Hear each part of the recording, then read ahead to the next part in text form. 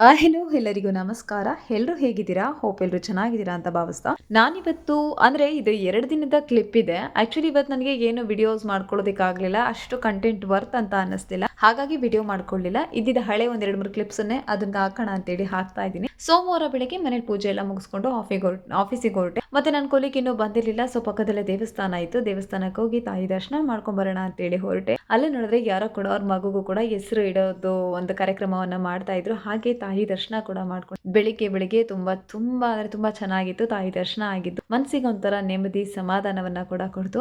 ತಾಯಿ ದರ್ಶನ ಮಾಡ್ಕೊಂಡು ತಾಯಿಗೆ ಒಂದು ಕೈ ಮುಗ್ದು ಒಂದು 10 ನಿಮಿಷ ಅಲ್ಲೇ ಕೂತಿದ್ದು. ಸೊ ತಾಯಿ ದರ್ಶನ ಮುಗಿಸ್ಕೊಂಡು ಬರ್ಬೇಕಾದ್ರೆ ನಮ್ಗೆ ಗೊತ್ತಿರ್ಬೇಕಲ್ಲ, ಯಾವುದೇ ದೇವಸ್ಥಾನಕ್ಕೆ ಹೋದ್ರು ದೇವಸ್ಥಾನದಲ್ಲಿ ಪ್ರಸಾದ ತಿಂದೆ ಅಂತೂ ಬಂದ್ರೆ ಅದು ಫುಲ್ಫಿಲ್ ಅಂತಾನೆ ಅನ್ಸಲ್ಲ. ಸೊ ಇಲ್ಲೂ ಕೂಡ ಇವತ್ತು ಒಂದು ಬಿಸಿ ಬಿಸಿಯಾದಂತಹ ಒಂದು ತರಕಾರಿ ಪಲಾವನ್ನ ಮಾಡಿದ್ರು. ತಾಯಿ ದರ್ಶನ ಮುಗಿಸ್ಕೊಂಡು ಅಲ್ಲಿ ದೇವ್ರದ್ದು ಪ್ರಸಾದ ಕೂಡ ಕೊಟ್ರು. ಸೊ ಪ್ರಸಾದವನ್ನ ಸ್ವೀಕರಿಸ್ತಾ ಕುತ್ಕೊಂಡಿದ್ದೆ. ಸೊ ಫೈನಲಿ ಕೊಲಿಗ್ ಬಂದ್ರು. ಬಂದಾದ ನಂತರ ಆಸ್ ಯೂಶುವಲ್ ನನ್ನ ಕೆಲಸ ಶುರುವಾಯಿತು. ಆಗ್ಲಿ ಫ್ರೆಂಡ್ಸ್, ದೊಡ್ಡವರು ಸುಮ್ಮನೆ ಹೇಳಿದಾರ, ನಮ್ಗೇನಾದ್ರೂ ಕಷ್ಟ ಅಂತ ಅನ್ನಿಸ್ದಾಗ, ತುಂಬಾ ದುಃಖ ಆದಾಗ ಒಂದು ದೇವಸ್ಥಾನ ಜಾಗಕ್ಕೆ ಹೋಗ್ಬಿಟ್ಟು ಕುತ್ಕೊಂಡ್ಬಿಟ್ಟು ಮನ್ಸಲ್ಲಿ ಇರೋದನ್ನೆಲ್ಲ ತಾಯಿ ಮುಂದೆಗಡೆ ಕಣ್ಮುಚ್ಚಿಕೊಂಡು ಮನ್ಸಲ್ಲೇ ಹೇಳ್ಕೊಳ್ಳೋದು, ಇಲ್ಲ ಬಾಯಿ ಬಿಟ್ಟು ನಿಧಾನವಾಗಿ ಬೇರೆಯವರಿಗೂ ಕೇಳಿಸ್ದೇ ಇರೋ ತರ ಹೇಳ್ಕೋಬೇಕು ಅಂತ ಸುಮ್ಮನೆ ಹೇಳ್ತಾರ.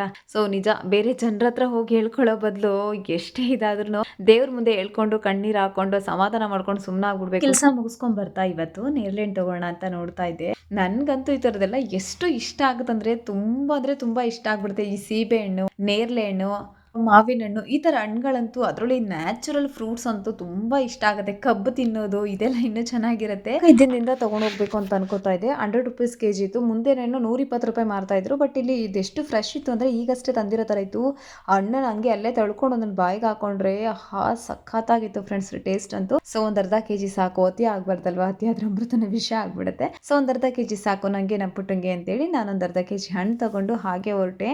ಇದನ್ನ ಚೆನ್ನಾಗೆ ತೊಳೆದ್ಬಿಟ್ಟು ಅದಕ್ಕೆ ಒಂದ್ ಸ್ವಲ್ಪ ಉಪ್ಪು ಹಾಕ್ಬಿಟ್ಟು ಚೆನ್ನಾಗಿ ತೊಳೆದಿರೋದಾಗ್ಲೇನೆ ಮೇಲ್ ಸಣ್ಣ ಪುದ್ರಿಸ್ಬಿಟ್ಟು ಒಂದು 5-10 ನಿಮಿಷ ನೆನೆಸ್ಬಿಟ್ಟು ತಿಂದ್ರೆ ಇನ್ನೂ ರುಚಿಯಾಗಿರುತ್ತೆ.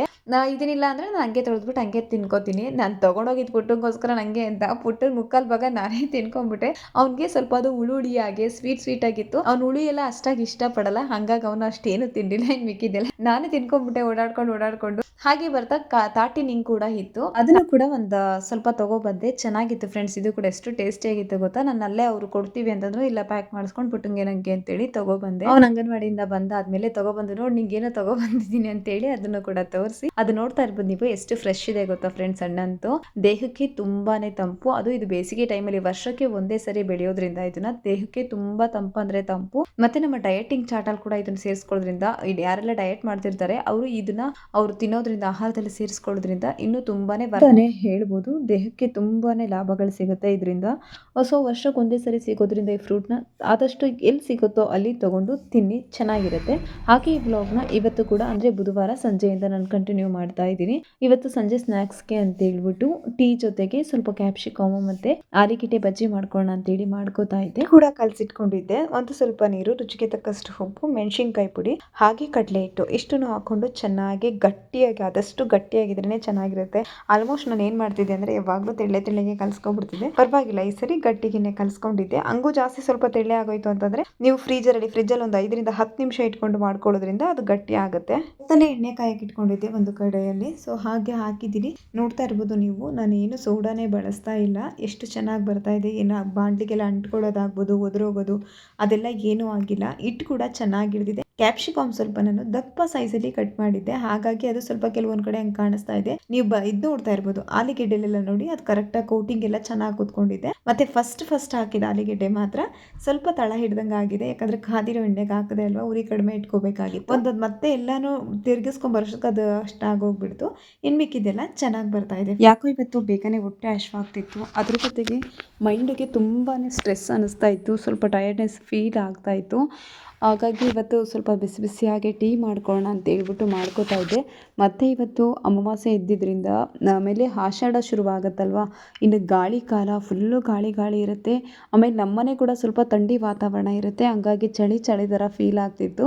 ಸೊ ಸ್ಟ್ರೆಸ್ ಫೀಲ್ ಇತ್ತಲ್ಲ, ಬಿಸಿಯಾಗಿ ಸ್ವಲ್ಪ ಟೀ ಮಾಡಿಕೊಂಡು ಹೊಟ್ಟೆ ಹಶ್ವಾಗ್ತಿದೆ, ಸ್ವಲ್ಪ ಬಜ್ಜಿ ಮಾಡ್ಕೊಳ್ಳೋಣ ಸ್ನ್ಯಾಕ್ಸ್ಗೆ ಅಂತೇಳಿ ಇದನ್ನು ಮಾಡ್ಕೊಂಡಿದ್ದೆ.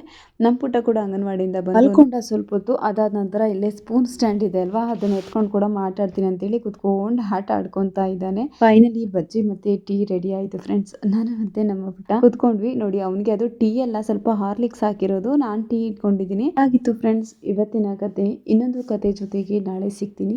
ಹಾಗೆ ನೀವಿನ್ನೂ ನನ್ನ ಚಾನಲ್ನ ಸಬ್ಸ್ಕ್ರೈಬ್ ಮಾಡ್ಕೊಂಡಿಲ್ಲ ಅಂದರೆ ಈಗಲೇ ಸಬ್ಸ್ಕ್ರೈಬ್ ಮಾಡ್ಕೊಳ್ಳಿ, ಒಂದು ಲೈಕ್ ಮಾಡಿ. ಟಾಟಾ ಬಾಯ್, ಟೇಕ್ ಕೇರ್.